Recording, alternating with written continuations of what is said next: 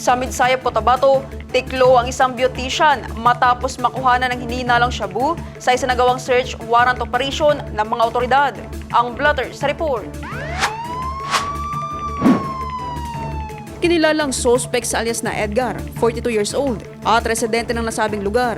Sa isinagawang search, na-recover ng mga operatiba ang 8 sachet ng hininalang shabu na may kabuang timbang na 1.217 grams at tinatayang nagkakahalaga ng 8,275 pesos and 60 centavos, gayon din ang ilang drug paraphernalia. Ang suspect ay agad na inaresto at dinala sa himpilan ng pulisya para sa wastong dokumentasyon at disposisyon.